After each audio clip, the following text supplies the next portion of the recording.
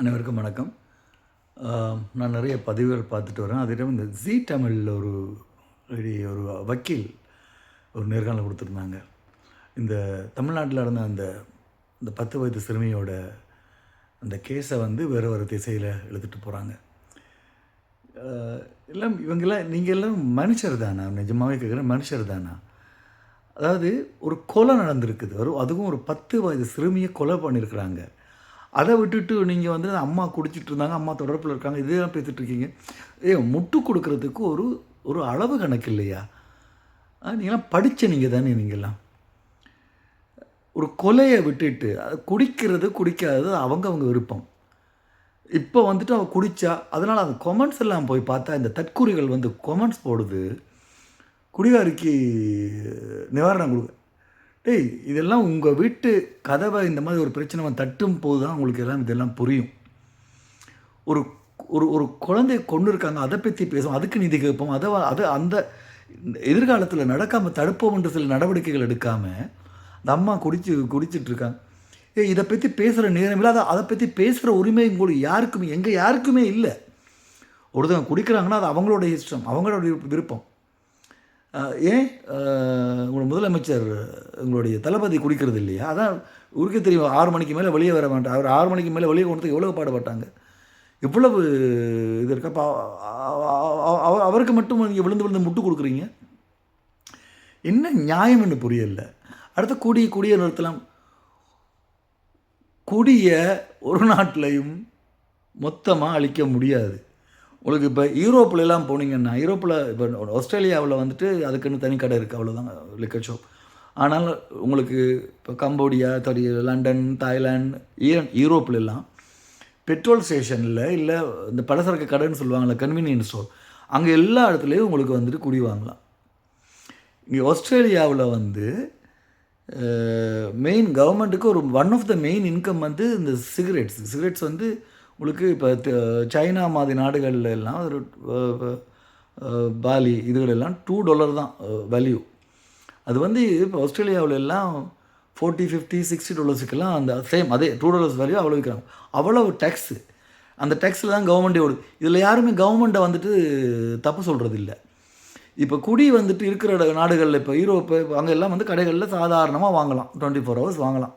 99% 24 hours. அங்கெல்லாம் இந்த மாதிரி குற்றங்கள் நடந்துகிட்ருக்குதா?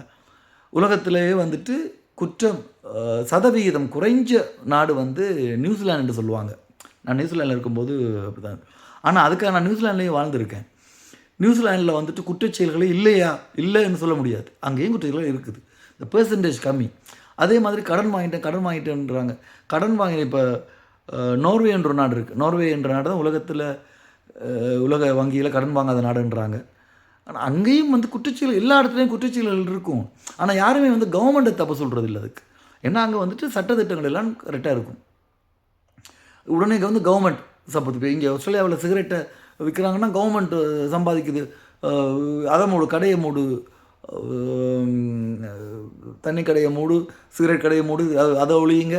இன்னும் யாருமே கவர்மெண்ட்டை தப்பு சொல்கிறது இல்லை. அதனால் இந்தியாவில் மட்டும் கவர்மெண்ட்டை தப்பு சொல்கிறீங்க. உங்களுக்கு இருக்கிற ஒரு பெரிய பிரச்சனை என்ன தெரியுமா?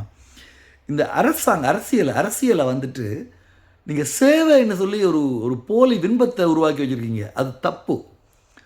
அரசியல் தலைவர்கள் இந்த ஆட்சி எல்லாம் சேவை இல்லை, அது ஒரு தொழில், அது அவங்க வேலை. அதை படிக்கணும், அதை ப்ராக்டிஸ் பண்ணணும், அதை கற்றுக்கணும். அனுபவமே இல்லாமல் ஸ்ட்ரைட்டாக ஒருத்தர் அப்படியே சிஎம் நடிச்சிட்டு சிஎம் இதுக்கு உட்காரணும். அதுக்கு நீங்கள் முட்டு கொடுத்துட்ருக்கீங்க. வர வேணான்னு சொல்லலை. ஒரு மாற்றம் நான் டிஎம்கேக்கு சார்பாகவே பேசலை. மாற்றம் வேணும், கண்டிப்பாக வேணும். ஆனால் அது ஒரு தகுதியான வேணாமா? இதே விஜய் இப்போ டிஎம்கேலேயோ இன்னொரு ஆட்சி ஏதோ ஒரு கட்சியில் சேர்ந்து ஒரு 5 வருஷம் ஒரு மினிஸ்டராக இருந்து அரசியலை படிச்சுட்டு மக்களுக்கு நிறைய சேவைகள் செய்து இப்போ சூர்யா, விக்ரம் போன்ற நடிகர்கள் போல இப்போ எம்ஜிஆர்லாம் ஸ்ட்ரைட்டாக வந்ததில்லை. அதுக்கு அதையே புரிஞ்சுக்கிறீங்க இல்லை? அவன் மக்களோட மக்களாக பழகி மக்களுக்கு நிறைய சேவைகள் செய்து அரசியலை கற்றுக்கிட்டு அதுக்கப்புறம் தான் அரசியல் தலைவரானார் எம்ஜிஆர்லாம்.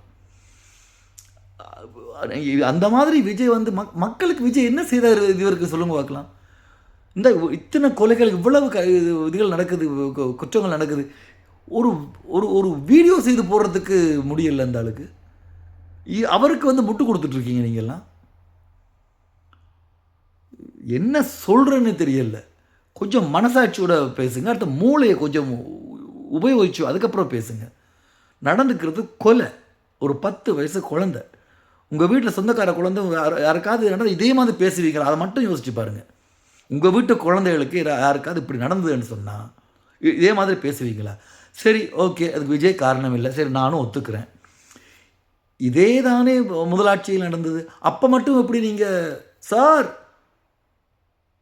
ஒரு பொண்ணு நடக்க முடியுமா சார், உங்களுக்கு கேட்குதா சார் என்று அது பேசினார்ல, வேறு வருது வாயில் பேசினார்ல.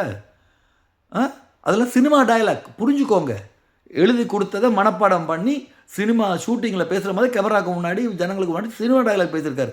நீங்கள் நினச்சிட்டீங்க நம்ம சினிமாவில் வர்ற மாதிரி ஹீரோ ஏதாச்சும் நடந்தோடனே அப்படியே குதிச்சு வந்து ஸ்ட்ரைட்டாக விஜய் வந்து, அதனால தான் அந்த பாவம் அந்த அம்மா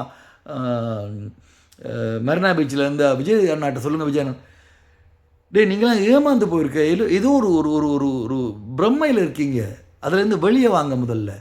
அந்த மாதிரிலாம் விஜயால் வந்து காப்பாற்ற முடியாது, யாராலையும் காப்பாற்ற முடியாது, உலகத்தில் யாராலையும் காப்பாற்ற முடியாது. அப்படி இல்லாம் சட்டத்திட்டங்களை முறைப்படி அதை ஃபாலோ பண்ணணும். அது மாதிரி தனி மனித ஒழுக்கம் வேணும், அது வேறு. இதைத்தான் அந்த ஒவ்வொரு ஆட்சியும் இதைத்தானே அந்த ஆட்சியில் நடந்தது. அதுதான் நீங்கள் வந்துட்டு என்னமோ அவர் ஆட்சியில் நடக்கிற டிஎம்கே ஆட்சியில் மட்டும்தான் நடக்கிற மாதிரி, அதுக்கு அரசாங்கம் தான் பொறுப்புன்ற மாதிரிலாம் பேசினார். உங்கள் சிஎம்மும் பேசுகிறாரு, நீங்கள் எல்லாம் பேசுனீங்க. அதே தானே இன்றைக்கி வந்துட்டு மற்றவங்க பேசுகிறாங்க. இது ஏன் புரிஞ்சுக்கிறீங்களா? உங்களுக்கு யார் சொன்னால் புரியும், எப்படி சொன்னால் புரியும்? புரியல, என்னன்னு தெரியல. கொஞ்சம் திருந்துங்க, நான் மூளையை யோசிங்க, மனசாட்சியோடு பேசுங்க, அவ்வளவுதான். 3 விஷயம். ஒன்று மூளையை யூஸ் பண்ணுங்கள், மனசாட்சியோடு பேசுங்க. இன்னொன்று வந்து இதே விஷயம் உங்கள் வீட்டில் நடந்தால், உங்கள் குழந்தைகளுக்கு நடந்தால் இப்படித்தான் பேசுவீங்களா என்றதை கொஞ்சம் யோசித்து பேசுங்க, தயவு செய்து. அடுத்து அவர் சொன்னார்ல விஜய் வந்தோடனே, அதாவது இந்த இதெல்லாம் நான் தான் பொறுப்பு, அதுவும் நான் வந்து நிற்பேன் மக்களுக்கு ஒன்று, நான் வந்து நிற்பேன். எங்கே நின்னார்? அவருக்கு ஒரு வீடியோ போடவே முடியல. அந்த ஆட்சி பொறுப்பு வாங்கும்போது சொன்னார்ல, ஸ்டார்ட்ஸ் நவ் என்று இந்த வாட்ச் அடித்து சொன்னார்ல, எல்லாம் சினிமா டயலாக். என்னாச்சு? இப்போ வந்தாரா? பதில் சொல்லுங்கடா, அதுக்கெல்லாம் பதில் சொல்லுங்கடா. இவங்க கேட்குறதுக்கெல்லாம் பதில் சொல்லுங்கள் முதல்ல. சும்மா முட்டு கொடுத்துட்டே இருக்காதீங்க. ஆளட்டும், நல்லா செய்தால் சந்தோஷம் தானே, யாராக இருந்தாலும். நல்லா செய்யலையே, தெரியலையே, முடியாது. நீங்கள் தான் சொல்லணும். அண்ணா இப்படி நான் நம்பினோன்னா எங்கிட்ட இப்படி நடக்குது அண்ணா பிள்ளைகளுக்கு. நீங்களும் சேர்த்து அடுத்த ஒன்று சொல்கிறேன். இந்த மக்கள் புரட்சியோட சக்தி தெரியாமல் இருக்கீங்க. இந்த மக்கள் புரட்சி ஒன்று ஆரம்பிச்சதுன்னா உங்களாலாம் அதை எதிர்த்து நிற்க முடியாது. பொறுத்து வந்து பாருங்கள் என்ன நடக்குதுன்னு சொல்லி. மக்களுக்கு சப்போர்ட் பண்ணுங்க, சரியா? மக்களுக்கு சப்போர்ட் பண்ணுங்க. மக்கள், நாடு, மண், மொழி இதுகள் தான் முக்கியம். இதை விட்டுட்டு ஒரு நடிகனுக்கு முட்டு கொடுக்குறோன்னு சொல்லிட்டு இந்த சமுதாயத்தையும் நாட்டையும் மண்ணையும் நாசமாக்காதீங்க, தயவு செய்து கேட்குறேன்.